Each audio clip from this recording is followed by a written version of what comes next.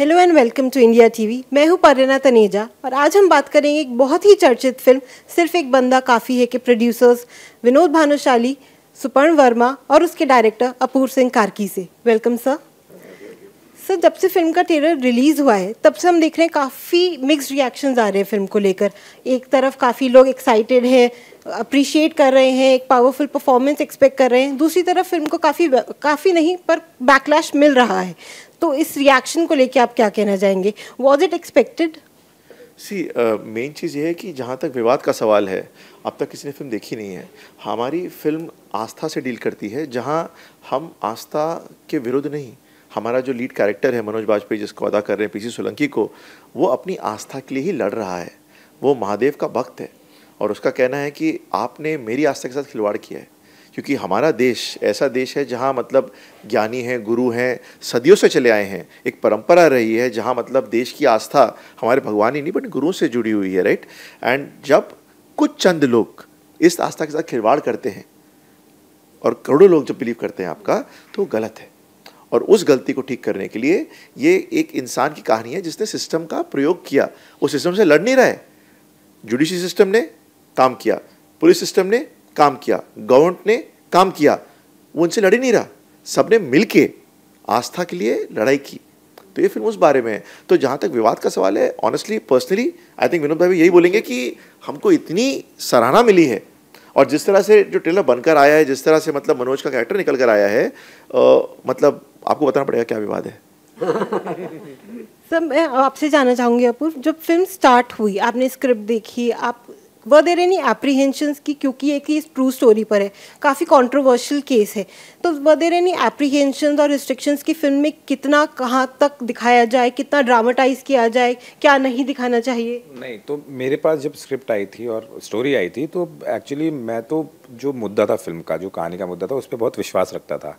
क्योंकि मुझे भी दुख होता है जब ऐसी चीज़ें सुनने को मिलती हैं। तो I totally believed in the subject. उसके बाद जहाँ तक रियलिज्म और एंटरटेनमेंट का सवाल है, मेरे को लगता है कि सब लोगों ने एक टेबल पे बैठे और हमने कहा कि नहीं, जो हम कहानी कहना चाहते हैं पहले वो कहते हैं।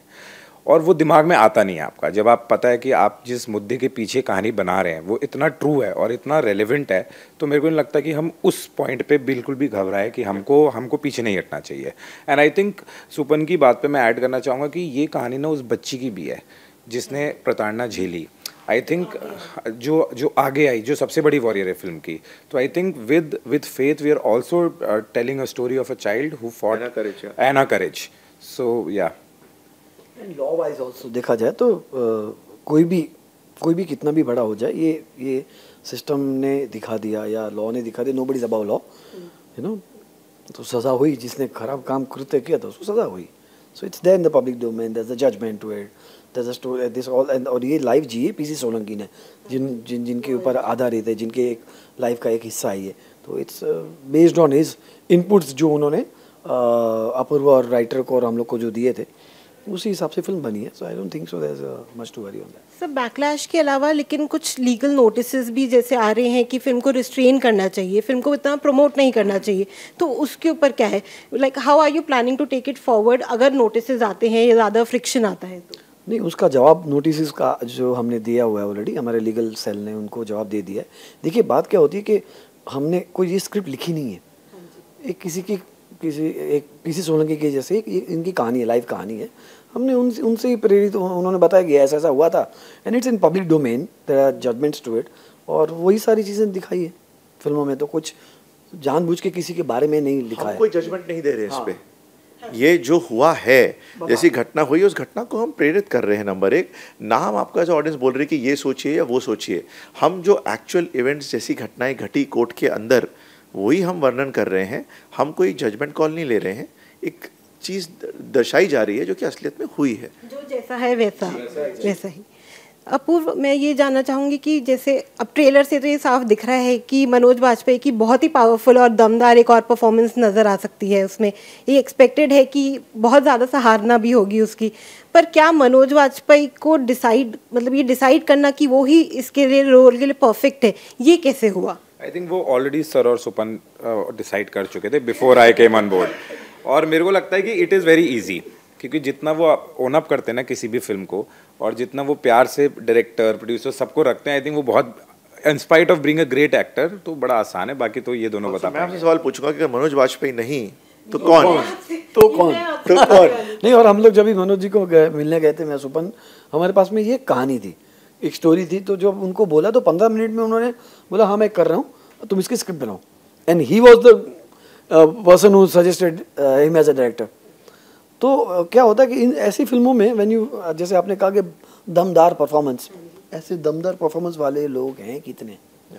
एंड हमारे पास में तो एक ही था, मनोज वाजपेयी। उनको बोला था मनोज जी आप एक ही करोगे, बंदा काफी है। एक बंदा, हाँ हमारे पास एक ही बंदा था। तो उनको बोला भाई अगर आप पिक्चर करते हो तो ये होएगी, नहीं तो otherwise we'll also rethink, because this is all about that बंदा, his conviction, his courage, how he fought with you know truth का किस तरह साया ये किया।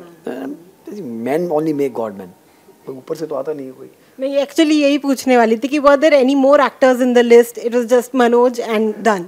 आई थिंक भगवान या लाइफ अगर आप कुछ शिद्दत से चाहें तो मैनिफेस्ट कर देती है। और आपके लिए तो 2 बार ही हो गया, 3 बार हो गया 3 बार हो गया, 3 बार, तीसरी बार ही मैनिफेस्ट कर दिया। तो विनोद, मैं अगर आपकी फिल्मोग्राफी देखूं या चॉइस ऑफ फिल्म्स देखूं तो मैंने ये देखा है कि आप काफ़ी स्ट्रॉन्ग मैसेजेस को बैक करते हैं, चाहे वो जनहित में जारी हो, चाहे वो अटल हो। तो इस फिल्म के साथ क्या ये कॉन्शियस डिसीजन था कि मेरे को यही टॉपिक्स आगे लेके जाने, मुझे यही बैक करना है, या कुछ ऐसा? हम लोग बेसिकली ये सोचते हैं कि ये कहानियाँ जो हैं, अगर एक कॉमन मैन की कहानी, जो एक साधारण व्यक्ति असाधारण काम करने के लिए कहीं से तो प्रेरणा लेता है, कहीं से प्रेरित होती है, लेकिन उसमें हिम्मत भी चाहिए। तो ये सारे जो हैं वो हीरोइज्म वाले काम हैं कि एक साधारण व्यक्ति ने ये काम कर दिया। इट्स अ बिग थिंग कि बिकॉज पीसी सोलंकी लाइफ, जब हमने मिले थे पीसी सोलंकी को, is a very ordinary man like us. उसके पास में ऐसा कुछ नहीं कि बहुत सारा कुछ पीछे सपोर्ट है एंड ऑल दिस। उसको सपोर्ट था उसकी निष्ठा के ऊपर, उसके काम के ऊपर, उसके आस्था के ऊपर। और वो जो लड़की जिसको उसने केस लड़ा वो भी प्रो बोनाफाइड था। उसने ऐसा नहीं उससे पैसा लिया था कोई भी। So there was nothing for him. So I think ये सारी चीज़ें होती हैं। और उसी वजह से जैसे अटल जी की जो कहानी है वो भी हमारे पास में यही थे कि बॉस फार्मर के बेटे, and when he becomes the number 1 and he is given too much to India. आज के यूथ जानते नहीं है, जब ये पिक्चर देखेंगे तो उनको ये मालूम पड़ेगा कि 18 साल के जो वोटिंग राइट्स है वो कौन लेके आया, न्यूक्लियर देश हमारा होना चाहिए विद पावर, वो तो there are lot of other things also. But having said that, as a studio we think that हमारी खुद की कहानियाँ जो हैं इंडिया की, भारत में जितने भारतीय लोगों की कहानियाँ हैं, जो हीरोज़म की कहानी है, वो हमको बतानी है। So this is what I am. Sir, ये फिल्म डायरेक्ट OTT पे रिलीज हो रही है, थिएटर्स को स्किप करके, तो इसके पीछे क्या है कि मतलब क्योंकि कंट्रोवर्शियल है तो क्या थिएटर्स में ज़्यादा फ्रिक्शन होगा? नहीं, इसलिए नहीं। बेसिकली हमको आज की दुनिया कोविड के बाद स्पेशली इतनी बदल चुकी है, जहाँ सारा देश आज स्ट्रीमिंग प्लेटफॉर्म्स पे आके चीज़ें देखता है। और हमको ZEE5 पे लिटरली सबसे लार्जेस्ट प्लेटफॉर्म मिलता है इस ज़रूरी बहुत ही इम्पोर्टेंट कहानी बताने का, जहाँ हमको हर तरह के दर्शक, हर वर्ग के दर्शक मिलेंगे। और हमें चाहते हैं जितनी कहानी ये जहाँ तक पहुँचे वहाँ जाए। तो आई थिंक ZEE5 से बेटर कोई पार्टनर नहीं है, इसलिए हमारा डिसीजन था कि प्लेटफॉर्म पे जाए। They are already in 190 countries. और प्लस वो जैसे हम कहते हैं ना कि आज बाकी प्लेटफॉर्म के पास में उनका एक अलग तबक्के के लोग होते हैं जो सब्सक्राइबर बेस है। इनका ये जो सब्सक्राइबर बेस है ZEE5 का, that is very much related to our audience, जो हमको जो ऑडियंस चाहिए वो। तो आई थिंक फर्स्ट डे में सीधा एक बहुत ज़्यादा नंबर ऑफ लोगों के पास में ये कहानी जाएगी। कंट्री सीधा एक ही दिन में। और एंड में टू कंक्लूड मैं ये जानना चाहूँगी कि जब लोग ये फिल्म देखें तो वो अपने साथ क्या मैसेज एक लेकर जाएं, क्या वो अपने ध्यान में रखें इसको फिल्म को देख के? कि भगवान से बड़ा कोई नहीं है, और अंधी आस्था से बेटर है कि आप अपने दिल और दिमाग दोनों का प्रयोग कीजिए। एट द सेम टाइम अगर आप में कोई आस्था रख रहा है, आप कोई भी हो, शिक्षक हो, गुरु हो, बॉस हो किसी के, तो उस आस्था का भरोसा ना तोड़ें।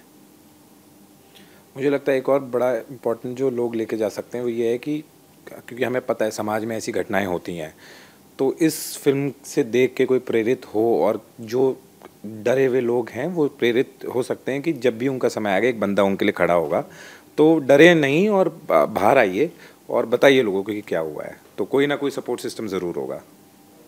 मेरे हिसाब से एक बहुत बड़ी अगर सीख लें, जो ऐसे लोग हैं जो अगर सोच भी रहे हैं कि they will get away with it, वो डरें। उनको वो होना चाहिए, अंदर से भी होना चाहिए कि आपको नहीं करना चाहिए, गलत काम है, और करोगे तो यहीं पे उसकी मतलब सज़ा भी मिल सकती है आपको, तो क्यों करना है। आस्था रखिए कि जिन्होंने आपको गॉडमैन बनाया, तो आप जब आपको भगवान का दर्जा दिया तो फिर आपको उनका मान रखना चाहिए। Thank you so much, it was very nice talking to you and I am sure लोग इस फिल्म को उतना ही पसंद करेंगे जैसा ट्रेलर को कर रहे हैं, जितना अप्रिशिएट वो अभी कर रहे हैं, फिल्म को देखने के बाद उसको और ज़्यादा अप्रिशिएट करेंगे।